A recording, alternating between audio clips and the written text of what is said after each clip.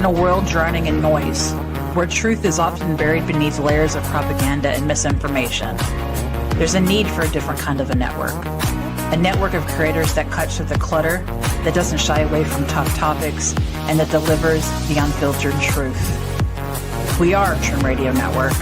We are creators, we are innovators, we are investigators. We're the ones who aren't afraid to call a spade a spade. If you're ready to participate in thought-provoking discussions, informational topics, and of course today's biggest headlines, subscribe to our YouTube channel today. We're Trim Radio Network. We're cutting the bull and serving the truth.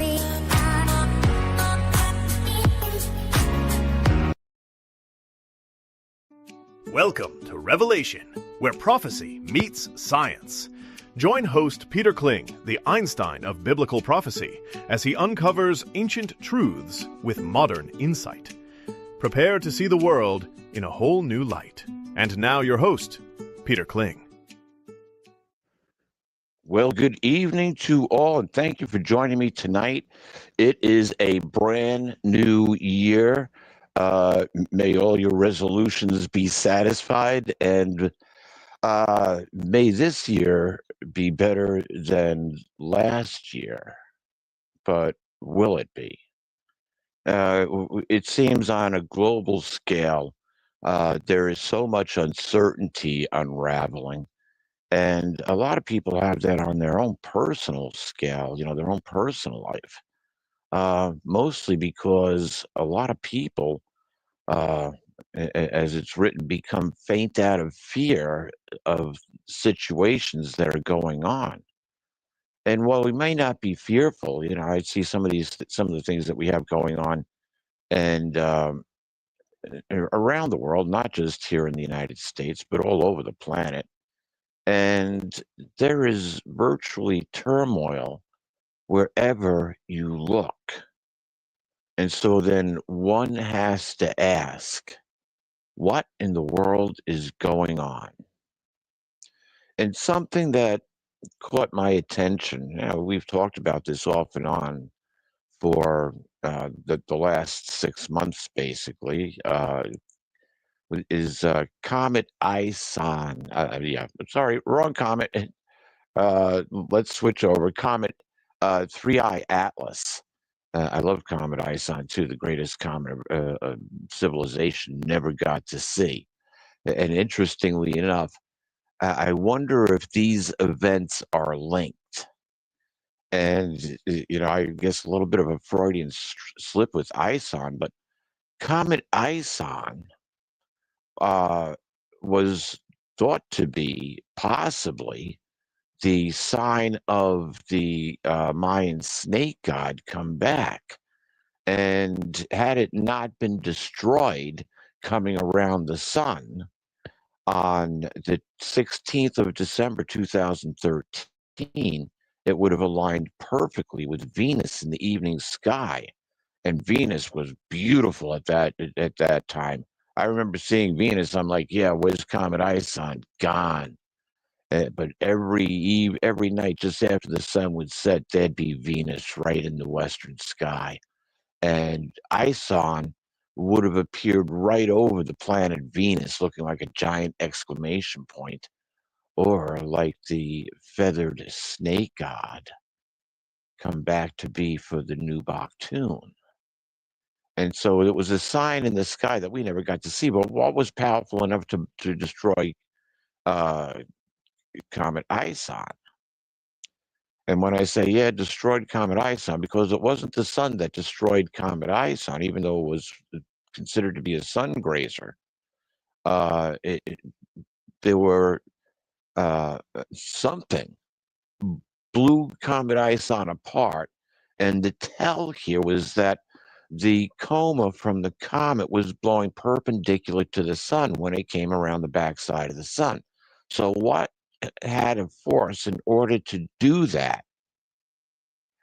And so here we are looking at Comet 3I Atlas, and there was so much nonsense that was being talked about with Comet 3I Atlas that I kind of took a real wait and see attitude, because there was just too much weirdness going on here. and what was information, what was disinformation, what's real, what's not real. And Professor Avi Loeb at Harvard there was saying, "Oh, well, this could be an alien spacecraft," and it really was anonymous. Yeah, it had a lot of anomalies to it. I think they counted 14 in total. And the more you study this interesting object, the more you have to come to the conclusion that it very well could be something that was, shall we say, created by intelligent design. In my own observations, there's the tail, there's the anti-tail. They just had some interesting photographs released from Hubble, which shows a major signature in the front of 3I Atlas, and two major signatures coming off the back of 3I Atlas at about 180 degrees. And so you look at this and you're wondering, is this thing under power of some sort? And the measurements that they give on the tails and the anti-tail, and the calculations that have been done by Hobby Loeb, this thing is giving off such a mass of uh, um, material that it seems like this thing should have run out of material unless it was processing it somehow, which just leads to more questions. And it's an anomalous situation, and me being the skeptic, looking at this with everything that seems to be shaking out, and trust me, there's been a lot of disinformation on this 3I Atlas, and it's not like anything that's ever been seen or measured or calculated before. But then again, think about how long we've been seriously studying space and had a good handle on it. 150 years, maybe. But now we're using such advanced telescopes; they're not even on the planet anymore. We got two of them that they're just looking for all sorts of. They had the Hubble telescope, and we got the name of the last one that they put up, which is even more spectacular than the Hubble. But they should be able to zoom in on 3I Atlas and say, "Hey, look, it's got portholes and there's people waving at us," or something like that. They should be able to see the surface of this thing and get beyond just the energy fields around it.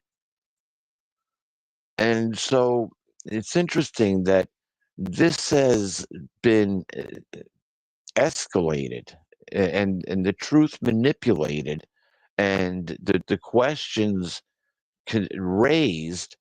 Could this be the return of the Anunnaki? Could this be Nibiru? Or is this a calling card for the Anunnaki? And if you don't know who the Anunnaki are, real quick, um, they're the gods of ancient Mesopotamia. They're part of their mythology, and those gods essentially became, or at least a version of those gods became the gods of other world powers as time progressed. They were just referred to by different names. We know them, they're becoming quite popular again, unfortunately. But, there's been so much disinformation. I'm going to call it disinformation about the Anunnaki and where they came from and who they are, and why we might or might not need to be concerned about this. And are they actually returning? So the first thing is actually, I guess we look at uh, who the Anunnaki say, according to the mythology, And in a quick nutshell, they essentially say that uh, they were our creators. The legend was that they genetically engineered us from lower life forms. Um, they uh, engineered us to be their slaves, to mine gold, and they needed it for their atmosphere, and they gave us advanced technology and uh, essentially enslaved us into mining gold for their planet. All right, there's a god I want to worship. Not. Uh, but it's interesting when you start doing more and more um, research into the Anunnaki, uh, they become more and more mythical. And think about this. It's an extraterrestrial uh, group of individuals that came, genetically engineered us. So they gave us real advanced knowledge, and then they put us to work. And if you look at the world in which we live today, you can pretty much say, well, yeah, my boss is a slave driver. Um, think about it. That's I don't know how the workforce is right now. I've been out of it for a while. Uh, the, uh, the good Lord has preserved me alive to the point that I could actually benefit from my age, I guess, so to speak, in a lot of different ways. But yeah, I separated myself from the conventional workforce, or I was separated several years ago. But regardless, um, things still get done. Trust me, the company didn't end because I retired. It's still putting right away. Um, I've made some very interesting contributions to a lot of different fields, but you know, had bosses that were real good, had bosses that were slave drivers. Oh my God. And slave drivers that were unappreciative about anything that you did. Yeah, okay. So it goes both ways. And you also get, all sorts of people, all sorts of results. Some people are, just a lot less feeling, a lot more self centered, a lot more. I've been here longer than you, so you are subservient to me. Um, yeah, it takes all types. And if you've been in the workforce long enough, obviously you run into all types. So I don't have to tell you. Your boss is a slave driver too. Well, could be. Um, and so, what are the Anunnaki are our bosses, and are they returning? And you have to start questioning the narrative on how all of this comes together, because along with the Anunnaki returning, you have a growing population that believe that the Earth is flat. Okay, now Anu is, interestingly enough, the king of the Anunnaki, who's a god, uh, a dome over a flat Earth. He's a sky god, and he's the god of a domed flat Earth. Oh, the Earth is flat. Yeah, didn't know we had so many Anunnaki worshippers that don't even know who the Anunnaki were. But the Earth is flat. Well, that's a discussion that we don't really need to have. Go take one semester in astrophysics, and you realize why it's impossible for the Earth to be flat. And if you believe the Earth is flat, hey, more power to you. That's not why we're here. Um, it's like fleas that have infested a dog trying to argue over the breed of the dog. And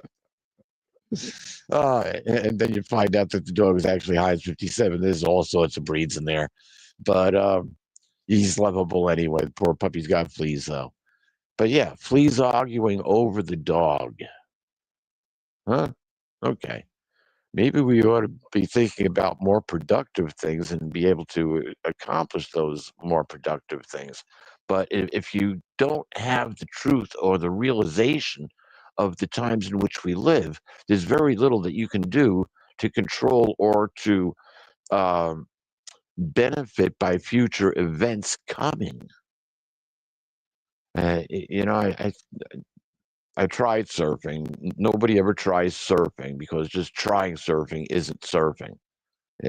I I've got good balance, but yeah, not quite that good, regardless.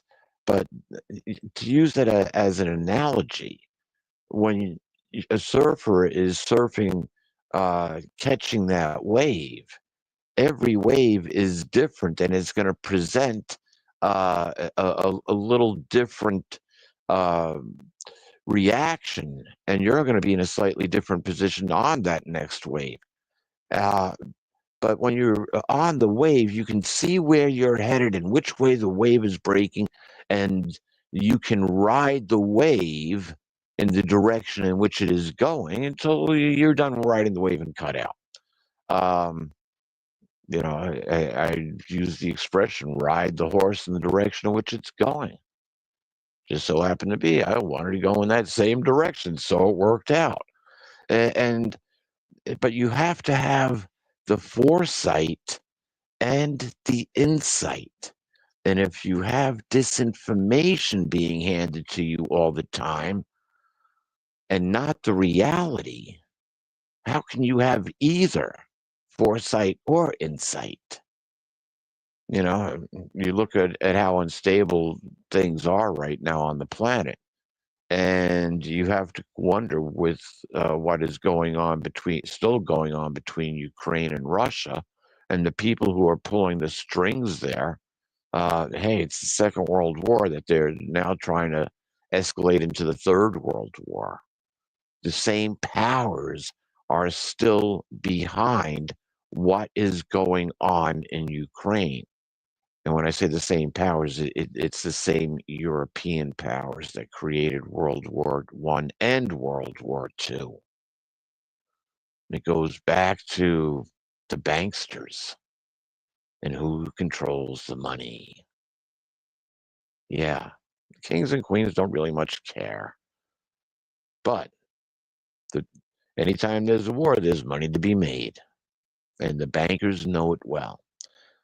But that's not why we're here. What the war does do is create a lot of uncertainty. And you look at the situations going on within our own country, we've got our own kind of secret war going on against the drug cartels in the country and the corruption that's taken place. And if the United States is losing its identity for the first time. Well, white people are the minority. The problem is that the people who have come into this country haven't assimilated into this country. They want to rape, pillage, and burn this country for their own benefit. At least a good proportion of them do. Some people are just looking to get a better life. That's all they want. They were living in some cesspool hole before, and they just wanted to come to the land of opportunity.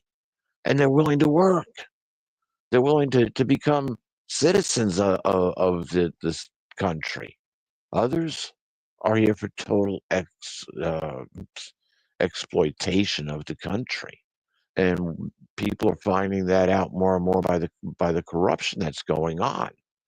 And believe it or not, it's all linked together. But if you live in those areas that are heavily infiltrated, and I'll call them that, heavily infiltrated, then you have to be a lot more careful in everything that you do and your children, your family does. And if you have children, your children do. It's like keep your head on a swivel. Pay attention to what's around you. If you be prepared the way you might have to leave your house and go. Be prepared if you have to shelter in place. But if you're not aware of the dangers around you and the situations around you, how do you prepare? How do you prepare for the financial situation if you're living day to day? And so, how do you prepare for the greater things to come if you don't have the insight and comprehend what we're dealing with here with the Anunnaki, the gods of yesteryear? When we go back and we look at the actual evidence, and uh, hmm, I guess you have to go back to the what I would call the second alien invasion of planet Earth. And while there may be some truth that we're dealing with genetic engineers of planet Earth in some aspects, that was not their position. That's not what they were originally here to do. Well, they were here as workers, creating a planet that was going to be inhabited by the children of the Almighty, Yahuwah, son of Yeshua. I mean, whose son is Yeshua. Uh, the Father, God, Jehovah, Yahweh, as some call, the creator of all things, that power of all the dimensional world in which we live, was going to give, or intended to give, and did give this planet to his youngest creation, his youngest intelligent biological creation, which was man and woman. Right there in Genesis, the first chapter, you could read that. Goes into a little bit more detail in Genesis chapter 2, and we find out, genetic engineering was used. It's the only explanation for how life started here on Earth. The only logical explanation. Oh no, it took billions and billions of years. Fine, where did all the genetic information come during the Cambrian period? Explain that. Oh, well, the oxygen levels just got up to about 24 or 25%, and it just spontaneously happened. Oh, so something was created from nothing. Is that what you're telling me? Yet there was more genetic diversity during the Cambrian period than has ever existed on this planet since. And so when we go to Genesis chapter 3, we find out what happens. The first couple were corrupted by probably who was the head of genetic engineering. And so it sets up one thing after another, and comes down to, oh, well, now we got the Anunnaki to deal with. But I think that the Anunnaki is more folklore than it is reality. And it was publicized by Zachariah Stitchin, but we'll come back to that in a couple of minutes. What we find with the second invasion of planet Earth, where we have to go to Genesis, the sixth chapter, when mankind grew in number, and the daughters of the Earth people were good looking, it caught the attention of this group of off-planet entities known as the Watchers. And they were put into place to watch over the development of planet Earth, but not get involved.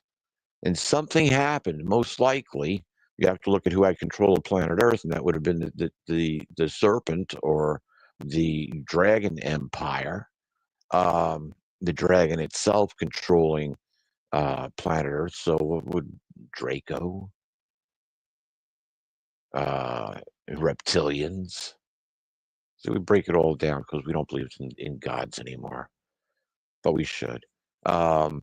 At least to get a better understanding of what we're dealing with, because only one matters. The rest are shills. The rest have no power unless you give it to them. And so the more people have given these satanic gods, those who have submitted to Satan first to become the gods of the people on this planet, that's basically what happened there. So some deal was struck with these Watchers that thought Earth women were hot. And they had the opportunity to create their own offspring who then would inhabit Earth, not the offspring of Yahuwah, not the Creator's offspring, not the Adamites, but they wanted to create their own offspring, which indeed they did, and their own offspring basically destroyed the planet. We're talking about the Nephilim, these huge giants that ate everything that they could, including people. If you ever saw the movie, and a great movie, Greek mythology, Jason and the Argonauts, and they're dealing with the Cyclops. They get captured by this huge Cyclops, and the Cyclops eats them. What does he say? These Greeks are tough. Well, yeah, but that was the reality of it. That was the reality of it. Because we were dealing with extraterrestrial entities that had impregnated human women, and they gave birth to these hybrid offspring who grew as large as the environment would let them grow. There comes a point when you can get so big that you can no longer survive within the environment. That's why we don't have pterodactyls anymore, and the big dinosaurs are gone, and we only have lizards. Post flood, the density of the Earth, I'm sure, had a whole lot more gravity and a whole lot less atmosphere, just because of the mass that had been accumulated from all that water dropping, the water canopy, the firmament. Oh, it's up there. No. That came down, and there's evidence of that. There's evidence all over the place. Go look at the Grand Canyon. They get down to the bottom and say, well, somehow we're missing 1 billion years down here. Well, maybe it didn't happen the way that you think it did, and you should reorganize your thoughts and go look at it from a more scientific, less academic viewpoint. Academia is just as bad as religion is. It screws up the truth. It screws up the reality. Think about that. Our two biggest institutions, religion and academia, don't want you to know the truth. Because once you know the truth, you become dangerous. And now you can tell other people the truth. And then once the truth is known, their narrative falls apart. See, right now they believe that they have power over us. And by learning the truth, you take away their power. So we have this infiltration of the Watchers. We've talked about them before. But the interesting thing is, when judgment was served upon the Watchers and they were thrown into Tartarus, their sons, who wound up killing each other, warring with each other, and that was the end of them. Their bodies died, but their souls, their spirits were confined to Earth because they were part of the human race, and God didn't want their souls back. They were destined to be here on the planet, and still are. They have not left. And we have great evidence of that once we start looking through that. And here's one point.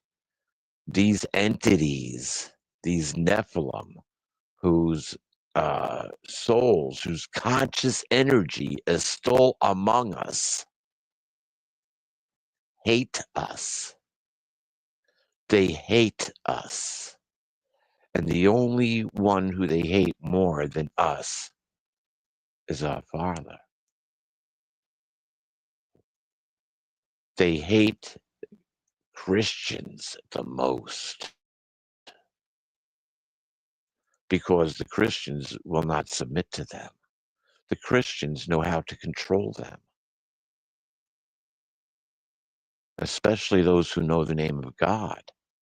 You see, that's why King James, who supported the Freemason movement, had the name of Yahweh or Jehovah removed from the Bible over 7,000 times. And he put our God, Lord God. Well, which Lord God are you talking about? Are you talking about Anu? Are you talking about Enki? Are you talking about Baal or Ashtoreth? Are you talking about Molech? Are you talking about Isis? Are you talking about Jupiter, Zeus, Apollo? Which god are you talking about? Perhaps Apollyon? Hmm. Maybe you're talking about Shiva, also a destroyer. You see, when you look at the different names of the gods, it also describes what they're doing. And the narrative has become so that these Anunnaki are supposed to be coming back. Well, if you want to consider the Anunnaki, uh, the Watchers originally, or maybe their sons, the Nephilim, those disembodied spirits that are still with us and who want mankind enslaved. You see, it's all about who can rule over us. And so, what they do for their own pleasure, and we can call them aliens, uh, they have an elite class that is willing to sacrifice and do whatever it takes to give them homage and worship, to make them feel important, to give them position on the planet, to give them the divine right to rule. And so, who is their God? Well, their God is the satanic kingdom, or they are part of the satanic kingdom. They're, as Jesus said, you are from your father, the devil. Who did he tell that to? Those from the synagogue of Satan who claim to be Jews and are not, but are lying? Yeah. You are from your father, the devil. He was a manslayer when he started, and he's still a manslayer today. And so these entities just love death and destruction, especially if it involves Christians. And more wars have probably been started by the church and possibly by most religious entities as you go through history, because religion rides the back of government. Look at the Crusades. 300 years they waged war in the Middle East against Islam. People who kind of believed in the same God, just that they didn't stop at Jesus. They stopped at Allah, or Muhammad, actually. And it wasn't, God the Father, it was Allah. It still is. Nothing's changed for 300 years. Look at the French Holy Wars. Over 50 years of Catholics killing Protestants. Think about it. Over 50 years. Terrible, terrible. Christians killing Christians because of what the church said. Well, you believe this way. You don't. Well, wait a minute. They both believe in Jesus. What happened here? How did this get off track? The same thing in World War One. The same thing in World War Two.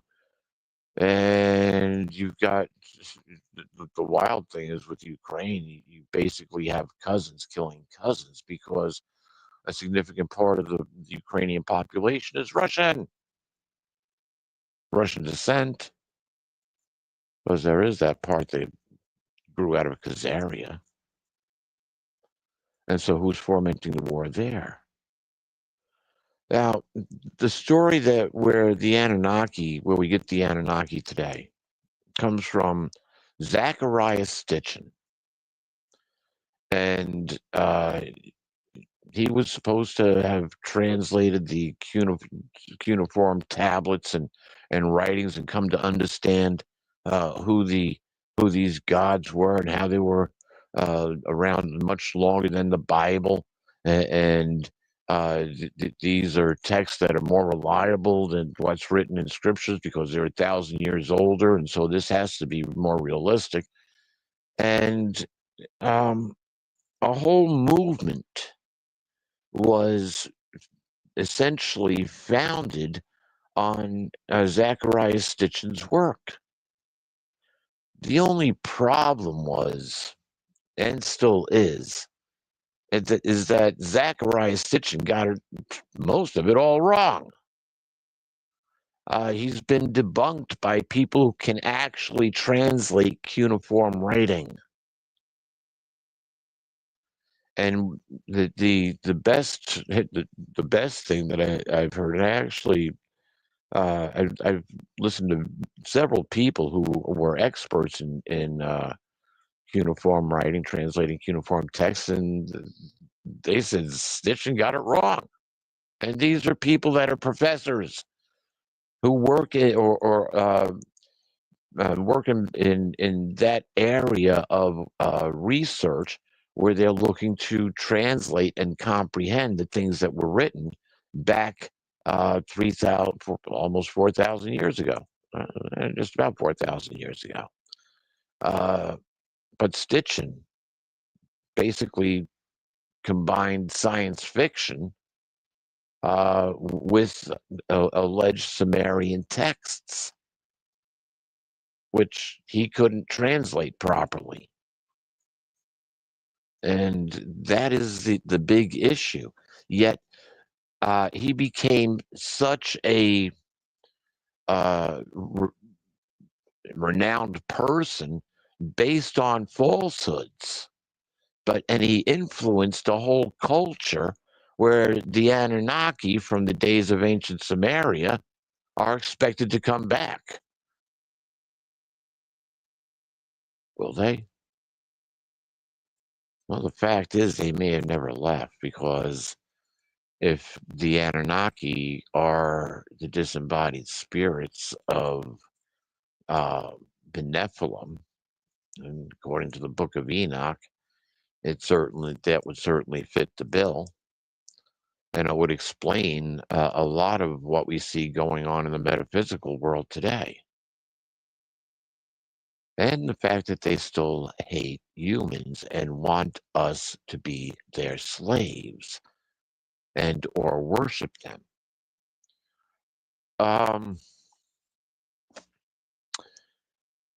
It's interesting when the scriptures will talk a little bit about this, how different people learned metalsmithing and medicine and things of that nature. In the Book of Enoch goes into a lot more detail on which one of the Watchers taught what technology to the humans. You remember, they came down, they co-inhabited here. They took our daughters for their wives. As a matter of fact, they took all the daughters that they wanted for their wives. So Lord only knows how many Nephilim were fathered. But they also gave technologies, and metalworking was one of them. That was a big one. The Iron Age came a lot earlier than what we're told by academia.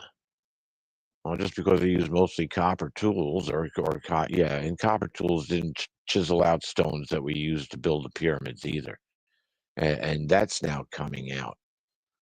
So let's just touch on that.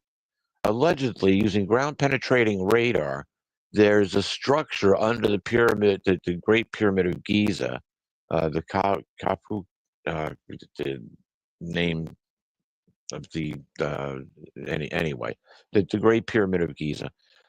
There's a structure that's 2 kilometers deep under that pyramid. And it's been disputed for years that the pyramid wasn't It wasn't at all an Egyptian tomb.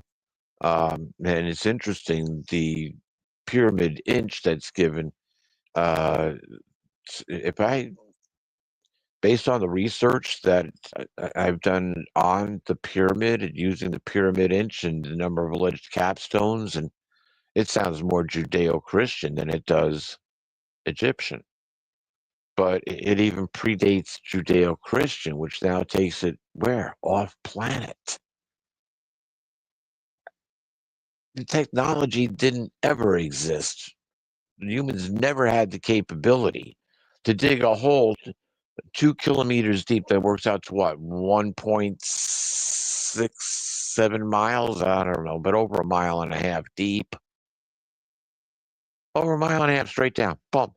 And then built a huge base and had pillars wrapped in a helix coil. I believe there's eight tubes or 8 pillars wrapped in some sort of a possible metallic helix coil all the way up. And that's the base of the Great Pyramid of Giza. What the heck is that? Who built it? What was it originally used for? We may find those answers sooner or later. It could have been used as an oxygen generator to raise the oxygen levels up during the Cambrian period or before the Cambrian period. And then they had plenty of oxygen for life to exist on Earth. There's pyramids all over the place. What were they used for originally? We don't know. When you consider the scriptures in Genesis, in Exodus, when the 9th plague came along, there was darkness in all of Egypt, except the Hebrews, the Israelites, had illumination in their home. Well, where did they live? Near the Great Pyramid of Giza. They lived in the Giza Plateau. They had lights. Think about that. So we only get tidbits here and there. And then you have to look at the reality of what we're facing today and look at the history and look at real history, not necessarily what they want you to know. You have to do the digging. And trust me, I've been digging for over 60 years, learning this, comprehending it, putting it all together. See what makes sense, what doesn't make sense. And what makes sense is that, yeah, we are, Earth is a captured operation by an alien life form. You have a better explanation? How do we have aliens today? Where do we get this alien technology from? Well, all sorts of technologies were given by the Watchers. Do you think the Nephilim or the spirits of the Nephilim or those stars which fell from heaven, those who joined the Satanic Rebellion, wouldn't continue to give that knowledge to humans? What would they want in exchange for it? You know, it depends. What are you asking for and what are you willing to give? If you give me an act of worship, I will give you all the kingdoms of the world. What kind of deal do you want to cut? You see, I will make you rich. You just have to do what I tell you to do. And once we have that agreement, but it's going to cost you something, maybe a loved one, maybe somebody else's loved one. Maybe the more souls that we get, the more you will give, we will give you. And so we enter a time of human trafficking. For what purpose? To carry on satanic rites by the elite who claim they have a right to rule over us? Yeah. Maybe the Anunnaki never left. And maybe it's being propagated as a way of mentally controlling people. Ooh, a PSYOP program. Imagine that. Man, who would have thought of that? Maybe the same people who thought of a flat Earth? Maybe the same people who turned around and said, here, take this. It'll help you. It'll fight against the flu. Get your jab today. Yeah, we know how that worked out for well over 100 million people around the planet. Some of them gravely and permanently injured, and some of them no longer with us. How far do you have to go before you know somebody who died after they took the jab? I know people who died after they took the jab within 2 weeks. Within 2 weeks. Oh, I'm going to travel. I got to get inoculated. Yep. You don't have to travel. We can't trust them to tell us the truth about anything. We have to have a guidepost, and that's where the scriptures come in, comprehending the prophecies. That's where we're able to take a direction, take a path, and then exercise our own free will and exercise our spiritual souls and consciousness in order to make a connection to the power of the almighty multiverse, in order to keep us on top of the situation that's going on this planet. That's where faith comes in. Faith. When you are sure something is going to happen based on your hopes and expectations, you're sure that that's going to happen. Have faith. It'll happen. It's funny. I say I don't need faith anymore. I've lived through the reality. I got to see the hand of God save my life on more than one occasion, but on one occasion it was clear. It was clear. So I always had faith, but don't put your God to the test. You need him, he's there. But don't overstep your boundary. And it's having that comprehension that we do know what is out there. We know we have a way to connect to the most greatest power in existence to fight off any kind of alien invasion or demonic entities or satanic people that we may be facing. And yeah, more and more we're finding people that have turned to the dark side, that have become wicked, that have perhaps joined covens, that are part of a system that is willing to take everything that you have for their own gain and glory. I think we call them politicians. Think about it. And where does politics start? Right at the local level.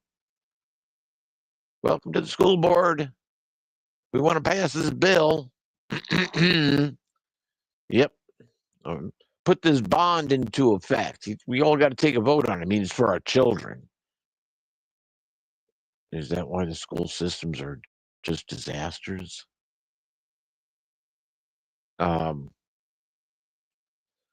I've heard nightmare stories coming out of the school systems on what these poor kids don't know. And basically, it's been 12 years of babysitting and no education in a lot of areas. Think about that. We've put out a generation of children that don't have any hope for the future. They don't know which way to go. Yeah, wonderful. How did that happen? I don't know, maybe we'll be able to fix that. But we've got other situations that we're facing. We're facing these Anunnaki. We're facing off-planet entities. Comet Ison was a perfect, and still may be, an excellent opportunity to turn around for the government to say, oh, and by the way, we were visited by off-planet entities. Yeah, I know that. You've actually been visited by off-planet entities for close to 150 years now. It started by the Vril Society, who actually started. And this is back in the late 1800s during the days of Madame Blavatsky and her ilk, and there was a lot of research being done into the spiritual world at that time. The Vril Society was brought into it came into being, and they are the first ones that actually started carrying out these religious rites, which included child sacrifice. The Vril Society in the late 1800s, early 1900s joined with the Thule Society. The Thule Society, and this was all about contacting aliens, contacting extraterrestrials. Uh, th- they actually were adopted into the SS in Germany, I guess, under Himmler.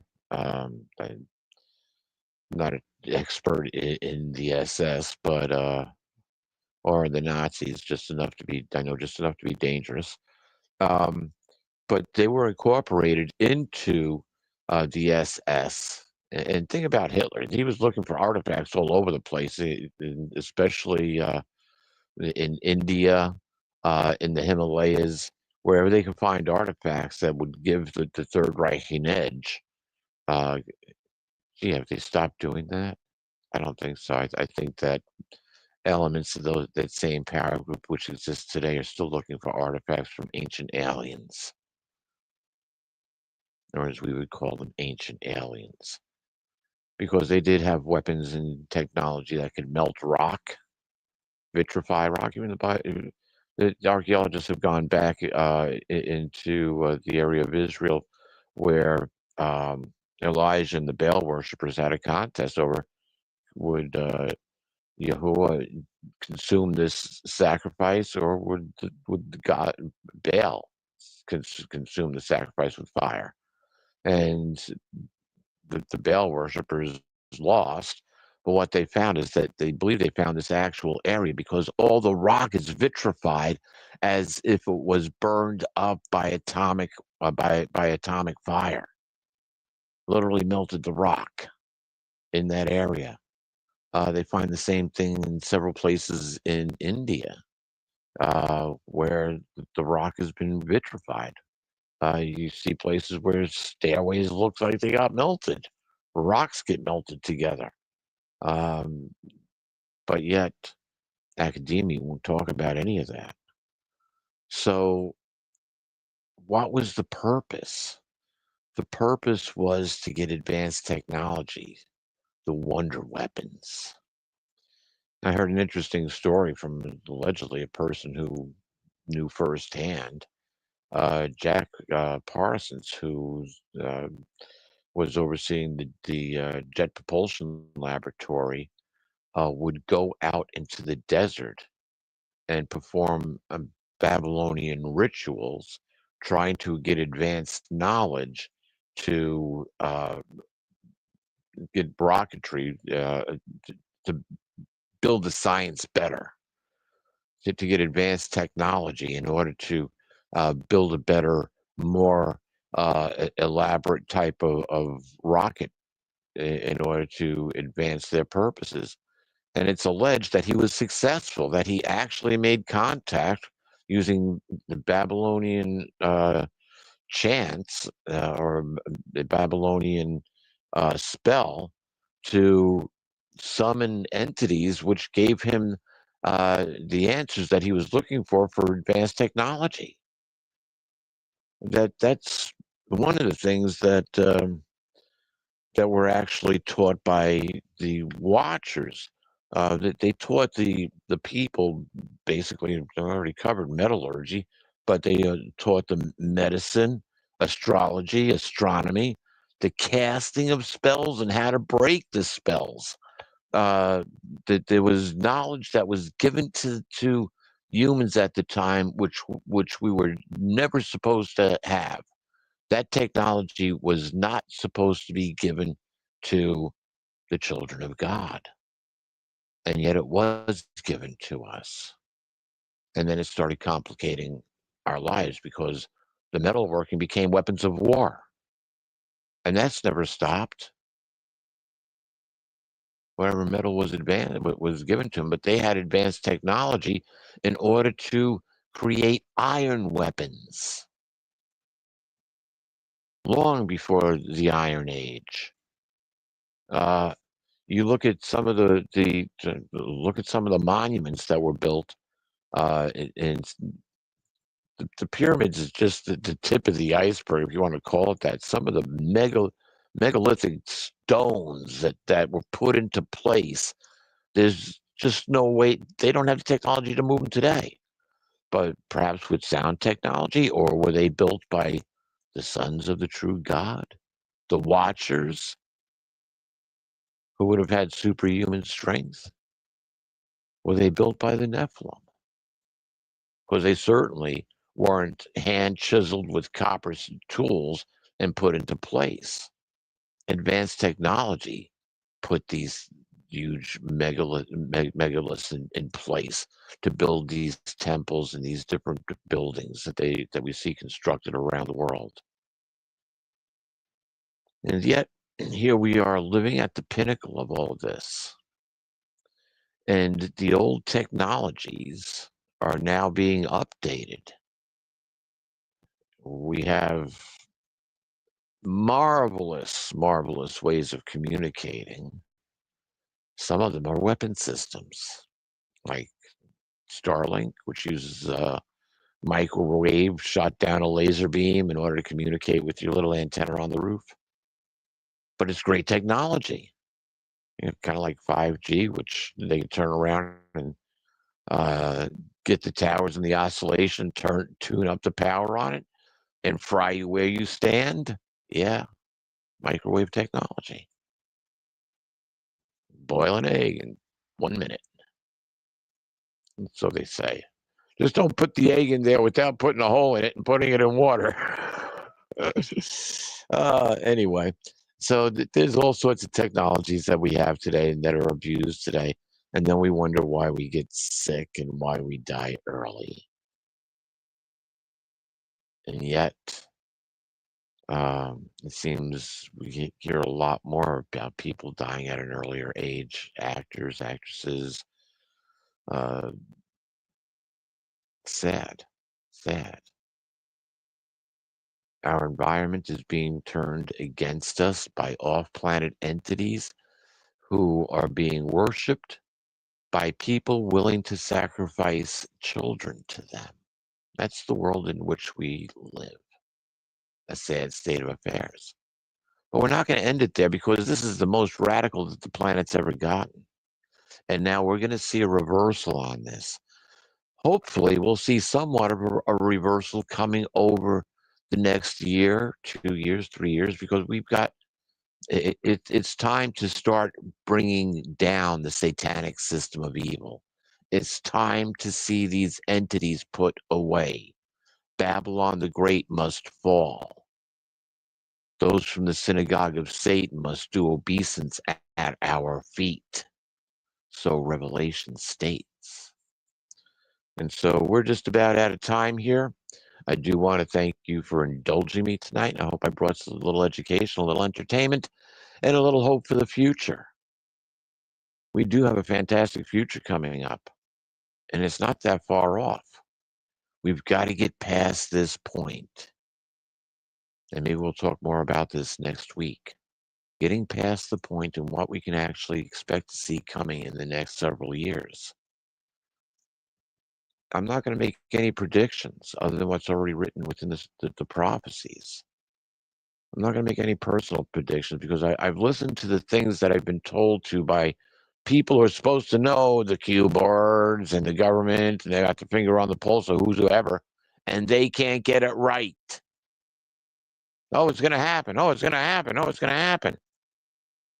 Okay, well, keep on crying wolf, and we'll all be overtaken when it actually happens, won't we? So stay alert, stay frosty. I'm going to say love and blessings to all. Be sure to listen to the other shows. You got the Positive Podcast coming up with Maggie Hart tomorrow at 8 o'clock. Where Scully's doing his Red Pill reality show on Saturday, 9 to 12. And we ask that, hey, share this information with others, like the show, join the network. We want our numbers to grow. Most of all, we want to bring great information to all of our listeners. And so with that, we're just about finished for tonight. And again, I wish everyone a most productive and enjoyable year ahead. Stay frosty, keep your head on a swivel, and love and blessings to all. Same place, same time next week. Good night, folks.